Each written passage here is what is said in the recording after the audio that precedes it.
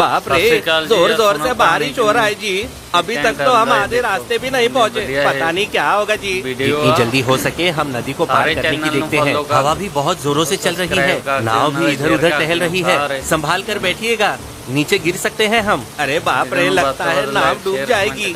वजन कुछ ज्यादा ही हो गया। अगर आप हाँ कहो तो बोरियों को नीचे फेंक देता हूँ। ऐसा करने से हम नदी जल्दी पार कर पाएंगे जी। अरे ये क्या कह रहे हो? सामान बहुत ही बहुमूल्य है। अगर ऐसा किया तो मुझे बहुत नुकसान होगा। कैसे भी नदी पार करवा दो। अरे धनीराम सेठ, तुम्हारे प्राण से ज्यादा तुम्हारा सामान जरूरी है क्या?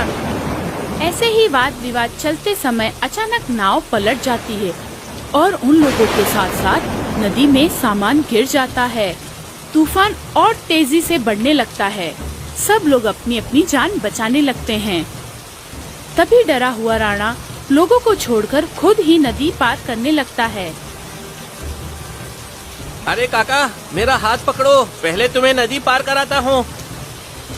तभी नरेश तीनों की जान बचाकर धनीराम की जान बचाने के लिए वापस जाता है। तब उससे कहता है, मैंने तुम्हें पहले ही कहा था ना, उस सामान को फेंक देते हैं, लेकिन तुम सुनते कहाँ हो। अभी देखो, हमारी जान पर आ बनी है, जल्दी हमें किनारे जाना होगा। धनीराम की जान बचाने के बाद पानी का प्रभाव बहुत ज्यादा होने के कारण तुम्हारे पिताजी डूब गए और उसी में उनकी मौत हो गई।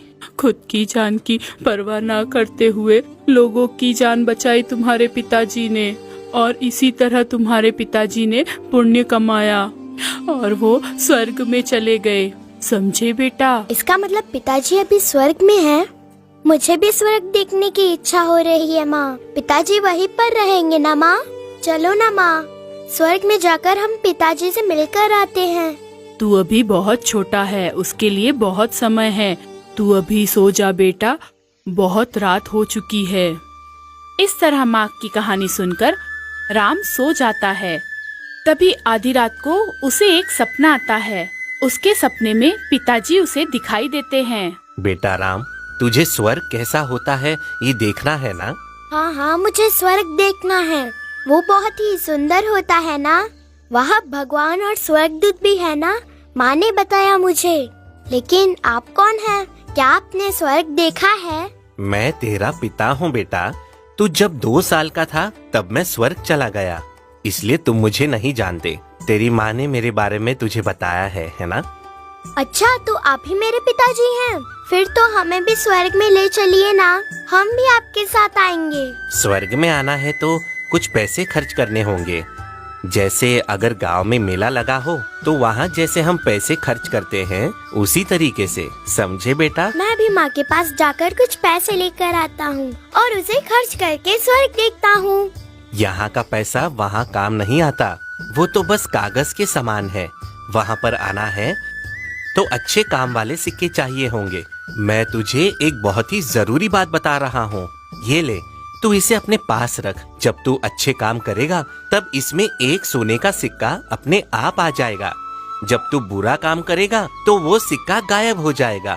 जब तू अच्छे काम करेगा तब इसमें सोने के सिक्के भर जाएंगे और तू अपने आप स्वर्ग आ जाएगा। फिर तो मैं सब अच्छे काम करके इस डब्बे को जल्द ही भर देता हूँ। उसी समय राम की आँख खुल जाती है और वह सपना टूट जाता है। लेकिन उसके पिताजी जो डब्बा देते हैं वह उसके पास ही रहता है। उसे देखकर, मतलब ये डब्बा मुझे पिताजी ने स्वर्ग से आकर दिया, अब इसे जल्दी से भर देता हूँ। राम, पाठशाला का समय हो गया है, जल्दी जाओ। और कितनी देर? रोज जल्दी ही जाते हो ना, आज क्यों इतना सोच रहे हो? माँ, आज जो तुम मुझे पैसे देने वाली हो ना, वो जल्दी से दो। मैं आते समय रास्ते से कुछ फल खरीद लूँगा। तभी वो माँ से पैसे लेकर पाठशाला के लिए निकलता है। चलते चलते एक पेड़ के पास आता है। तभी वहाँ एक भिखारी बैठा रहता है। बाबा, बहुत भूख लगी है बाबा, कुछ खाने को दे दो बाबा।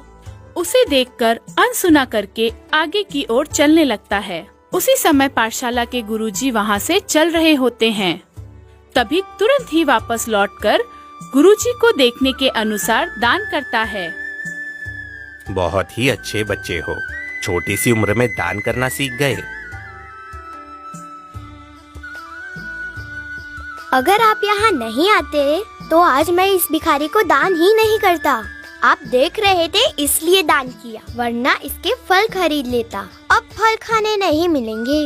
उस शाम को राम पाठशाला से घर आया। मैंने आज उस भिखारी को दान किया, इसका मतलब मैंने आज अच्छा काम किया। चलो चलकर डब्बे को खोल कर देखता हूँ, जरूर उसमें एक सिक्का आया होगा।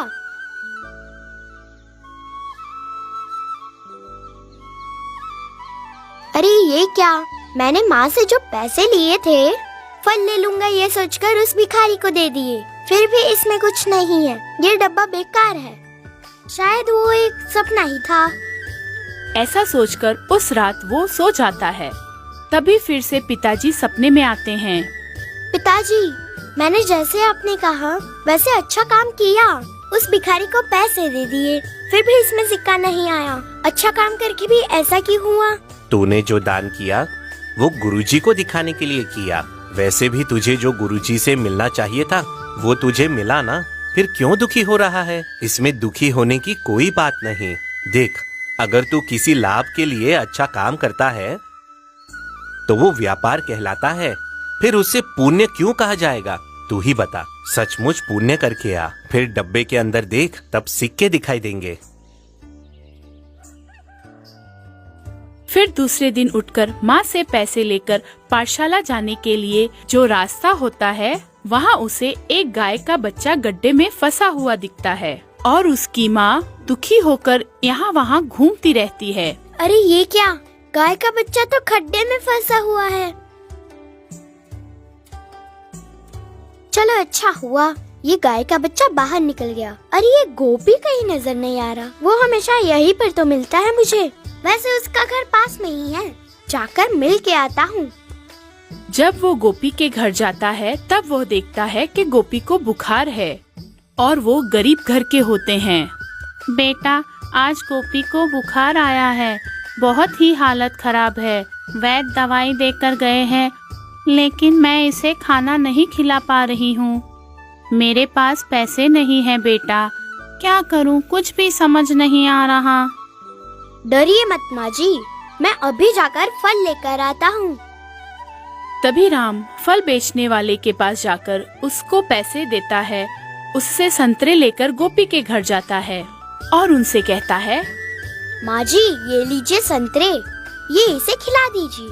फिर शाम को माँ से और पैसे लेकर मैं कुछ फल लेकर आऊंगा। आप दुखी मत हो और चिंता तो बिल्कुल मत कीजिए। तू इतना छोटा होकर भी कितना बड़ा दिल रखता है। तू हमेशा सुखी रहे, यही भगवान से प्रार्थना है मेरी। उसी दिन राम किसी भी तरह का मन में लालच न रखते हुए 2 अच्छे काम करता है।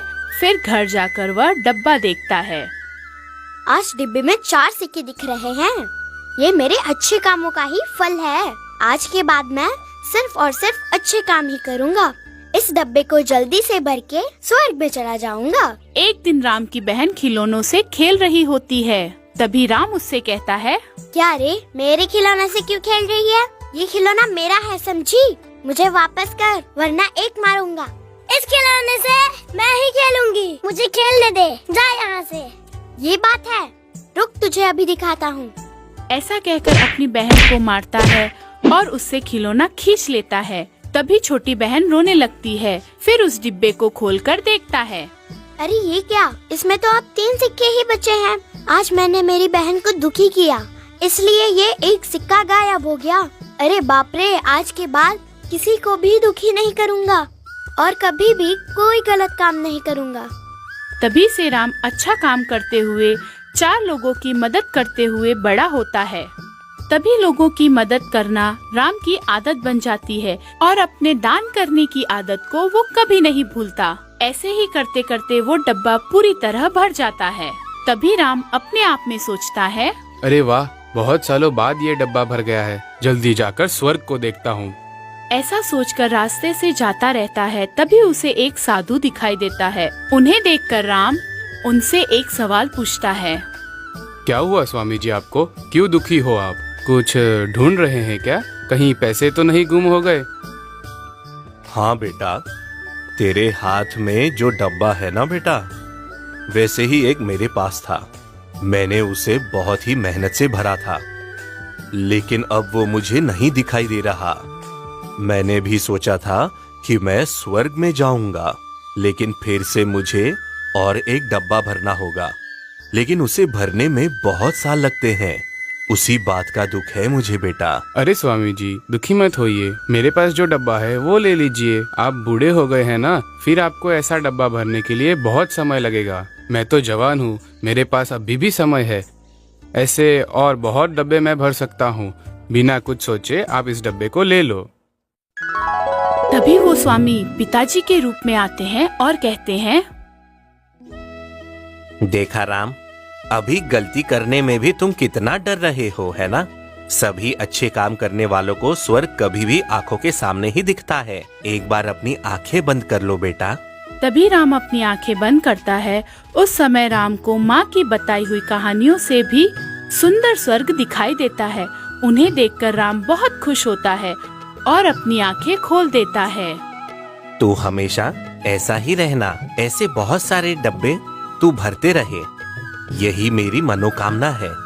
ऐसे ही तू पुण्य का काम करते जा और 100 साल जिंदगी जीकर आखिर में स्वर्ग में आकर हमेशा के लिए रहे। पिताजी के कहकर जाने के बाद राम अच्छे काम करते हुए, कभी किसी को दुख न देते हुए सब